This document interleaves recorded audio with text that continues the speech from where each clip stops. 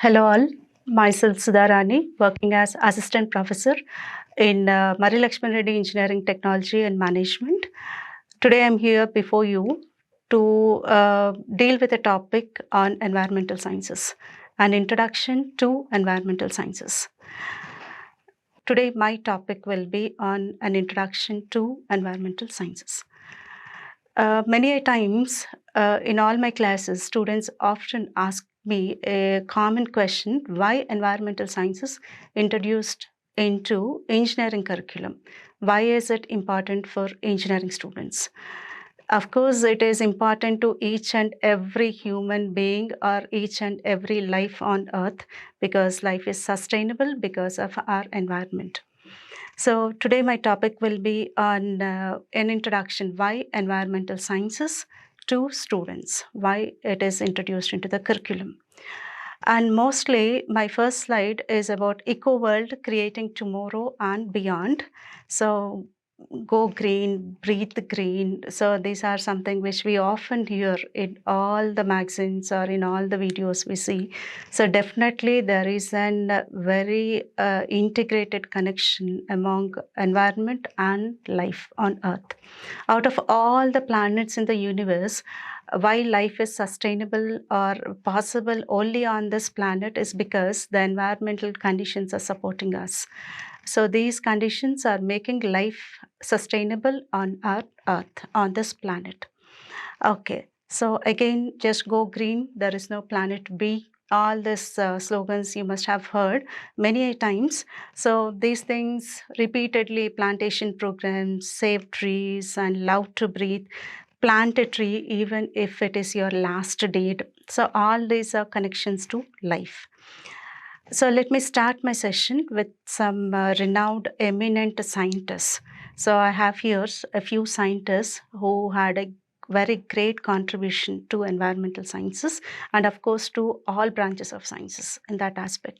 So first you can see here Sir Arthur George Tansley, a person who coined the term, or a scientist who coined the term ecosystem. So next is Charles Darwin. Of course, Origin of Species is famous book. So he is an inspiration, or you can say his work is widely, taken into consideration even till today. And Ramdev Mishra, known to be the father of Indian ecology. Next, Mr. M.S. Swaminathan. Yes, he is known to be the father of Indian Green Revolution. He popularized, the higher yielding varieties in rice and wheat among poor farmers, especially in South and Southeast Asia, and he is responsible to increase in the yield varieties. Next, we have Alexander von Humboldt. He is a naturalist, very renowned person for his work. And next, Charles Elton. So Charles Elton, he is known for his work or for his concepts of food web, food chain, and of course the ecological pyramids. Next, we go on to the next slide. What is exactly environment? So environment is nothing but the surroundings. What we see around us is environment.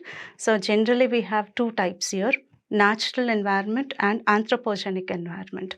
Whatever we see naturally without the interference of human beings, we call it as natural environment. And anthropogenic, definitely when human beings are involved with their technology or involved in shaping the world, that part we call it as anthropogenic environment.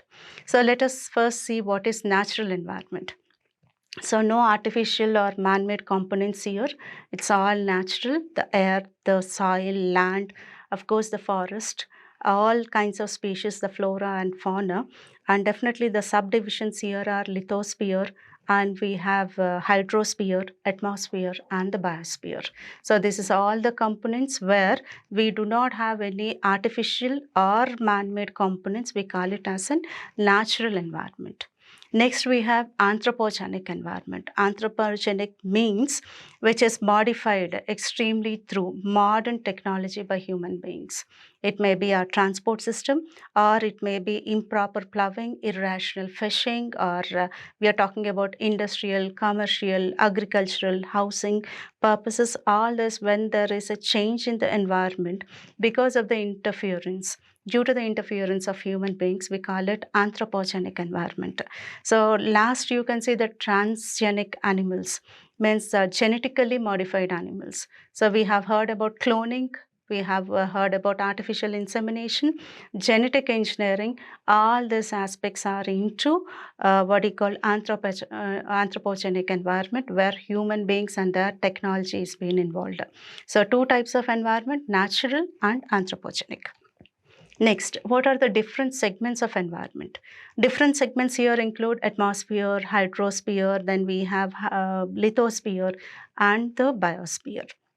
Atmosphere, it is the you can see here the virtual ocean of air. Hydrosphere, the surface of the earth filled with different water components. It may be surface water or underground water. We call it hydrosphere. Then we are talking about lithosphere, the outer shell of the earth, which is composed of crust, mantle, and core.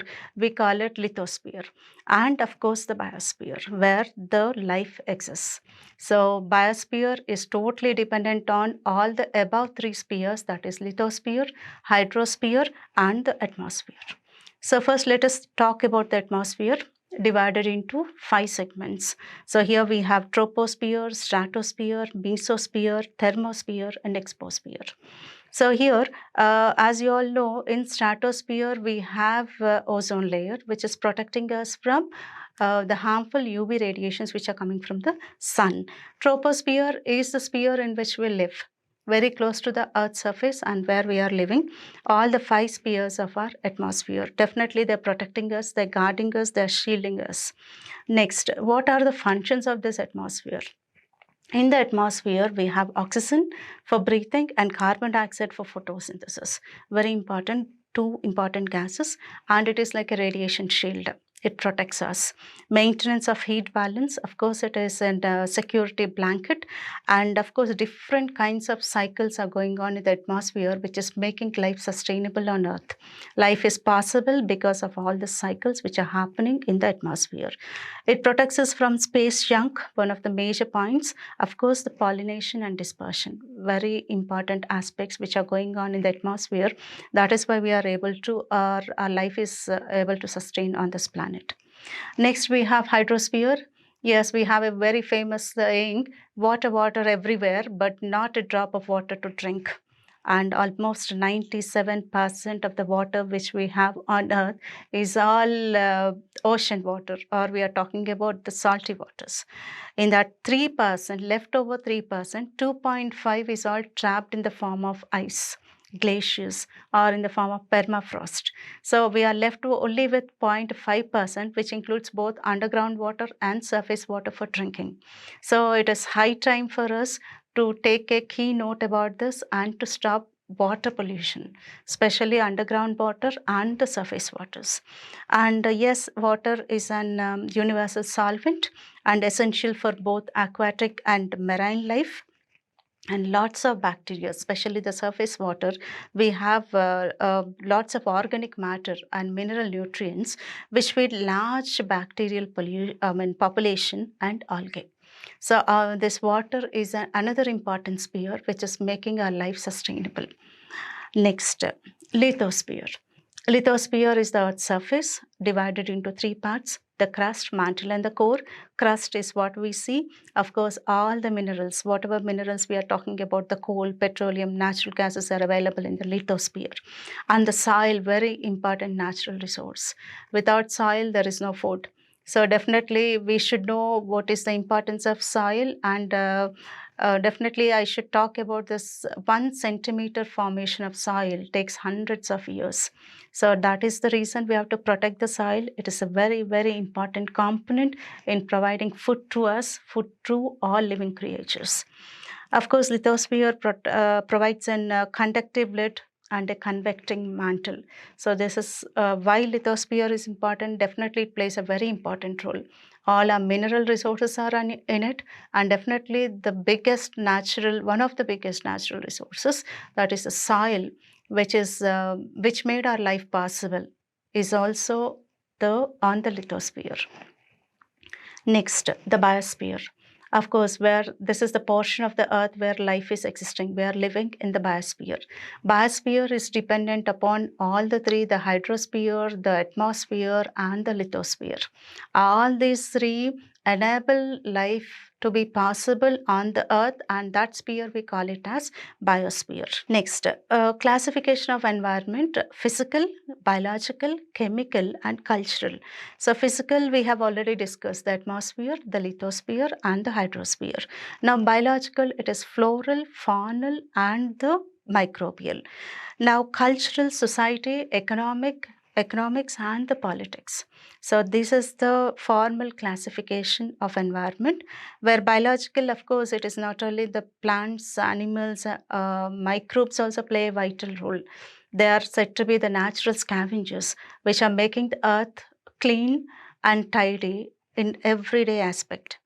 Now we can see in a biological environment, we can see the floral part or the fauna present here.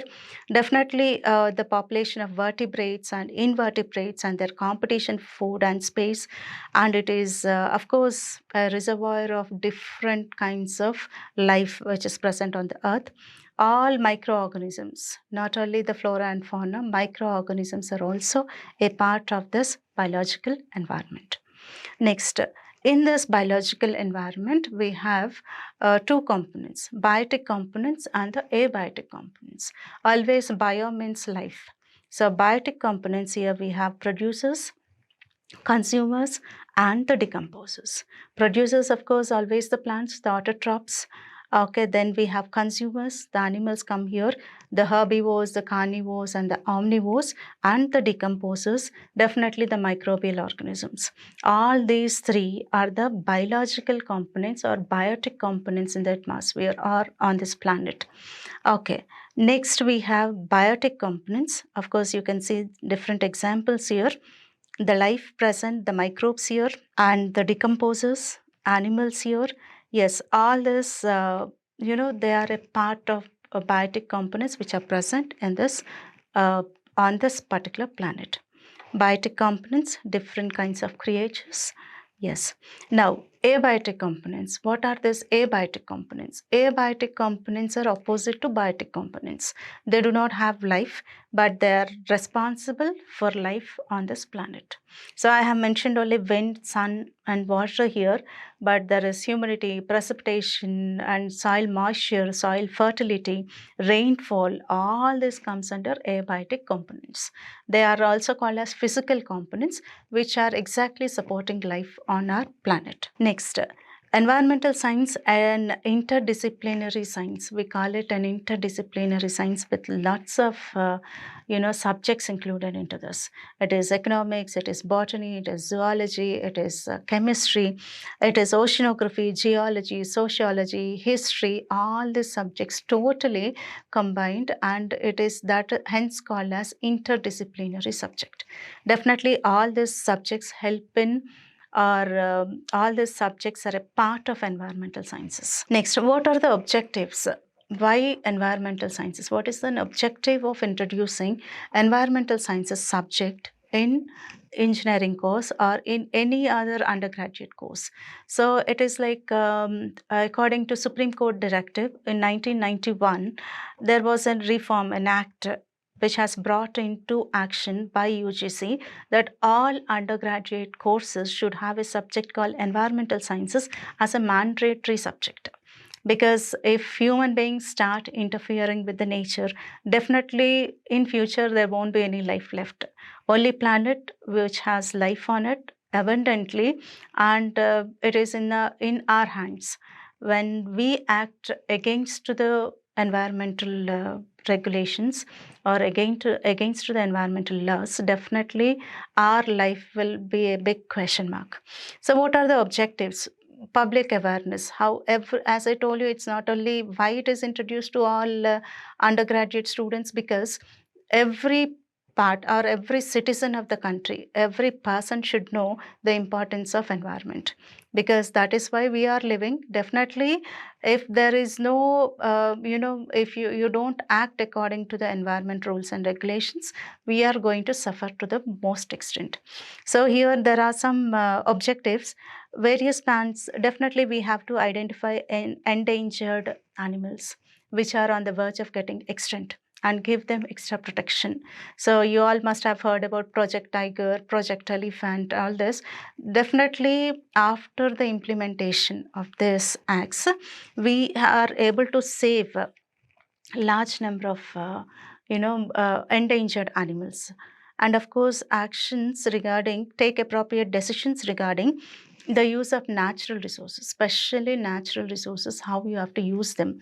If you deplete them, there won't be any other resource left on the island, and that definitely is a clear indication to our existence. Then to conserve depleting natural resources for the betterment of the society. Definitely, the betterment of the society depends upon conservation of natural resources, and to take appropriate ways and means to solve existing environmental problems. So these environmental problems were days back, like 30 years back, 40 years back, environmental problems have started. But the solutions to these problems are, along with the technology, we have developed new solutions to all these problems that here we are going to study in environmental sciences. Okay, so that is the importance of this particular subject. Main environmental issues, of course, it is global warming, ozone depletion, acid rain, marine pollution, and biodiversity.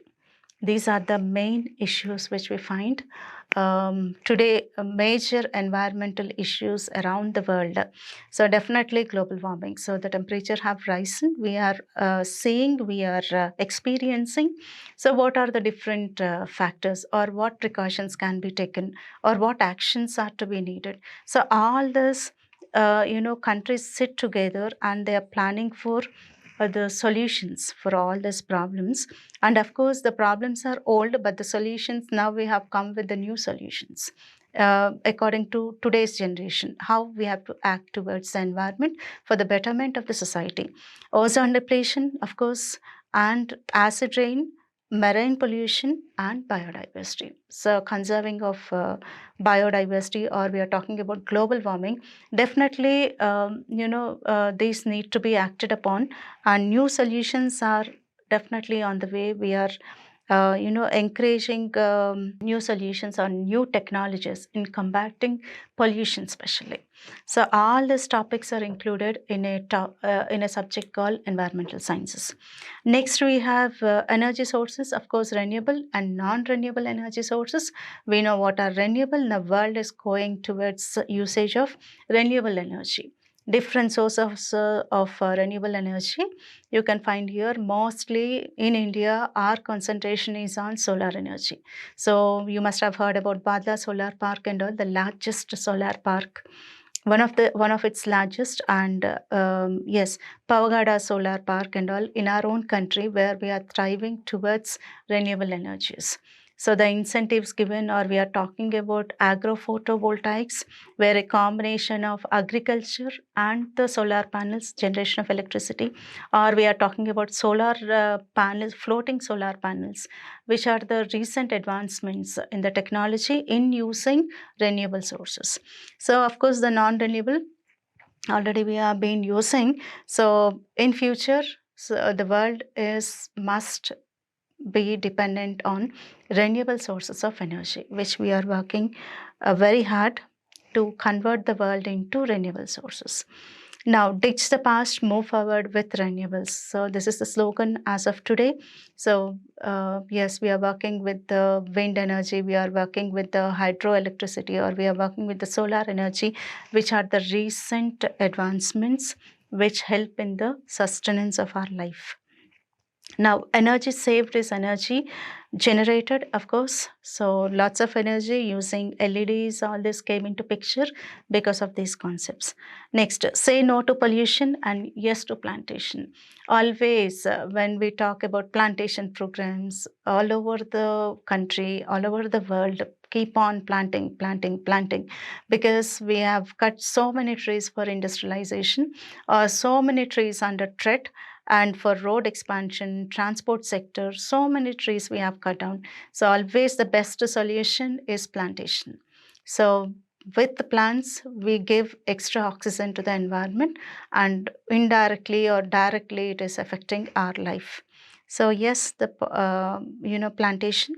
Then 3 R's in environment, very important. Recycle. First it is reduce, reuse, and then recycle them. So reduce waste, reuse it, and recycle it. So something which are very important, 3 R's in environment, which has to be followed in our daily life. Okay, so that is one. And effective ways for environmental protection as a student. So in the college or in the educational institutions, what are these, what steps can be taken to protect the environment? So there is a list here. I have taken only 10, but there are many. So eco-friendly transportation, reducing single-usage plastic, the dangers of plastic, and only buy what you need, don't overbuy. Crazy consumerism is one concept where people buy beyond their needs. So that is one.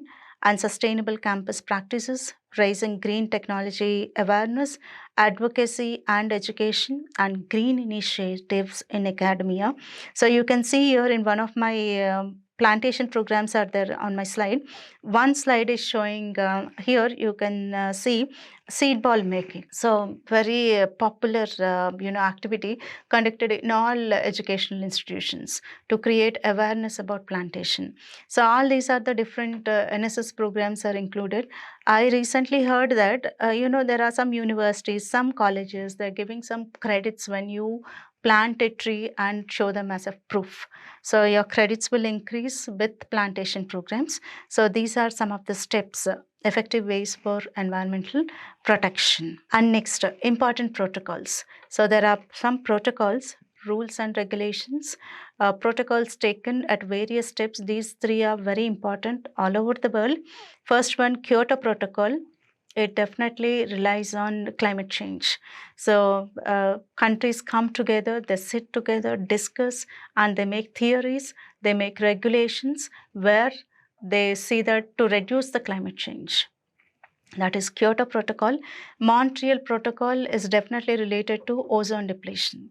So again, the countries signed an agreement, they sit together, frame rules against ODS, ozone depleting substances.